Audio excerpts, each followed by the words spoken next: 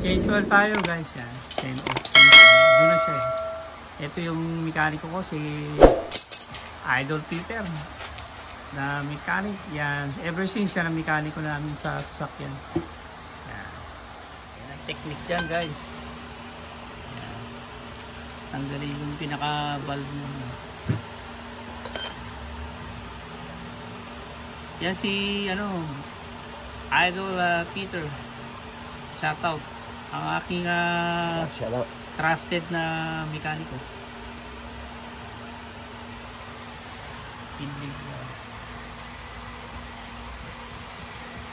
So ang ilalagay niya dyan yung synthetic. Ito siya. Synthetic engine oil.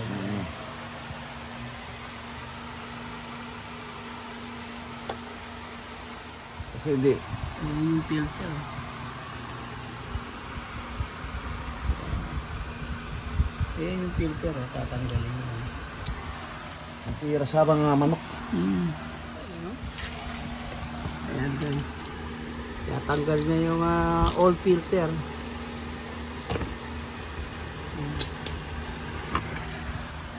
Ayan, natira pa yan. Ayan, natatanggal yun. Kung tatanungin nyo kung mahirap maging mekaniko. Siyempre, mahirap talaga. Hirap pang natuto ka naman. Easy na lang yan. Pero tinanggal niya. Yan. So pag nagpalit kayo ng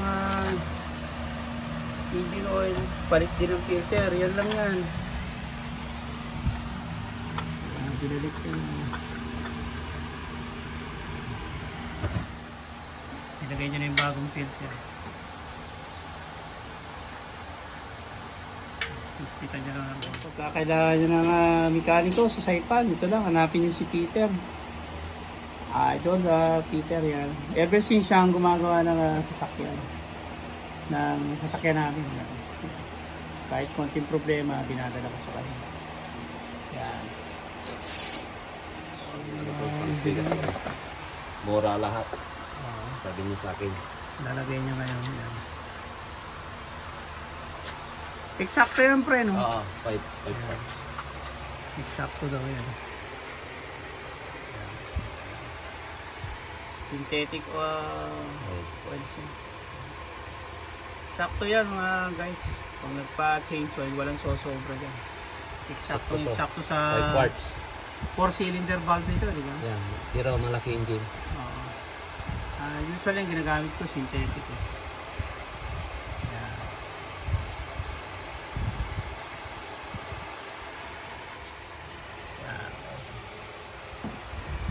Tapos ko.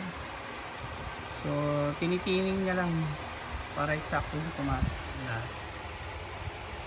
Apaw kasi. Tinapos ko. Kuyak pa niya. Kami asahan nyo kung kayo hindi kayo citizen at baka hindi kayo makakatapos. Ayan brad, nililinis na pa yung ibabaw ng makina. Tanggalan ay kabok. Ayan, medyo tapos na. Pag may kailangan kayo sa Saipan, sa mekaniko, si Idol Peter. Tawagin natin yan, Peter. Ever since trusted mekaniko yan, supportahan natin yan. Thank you guys. Thank you.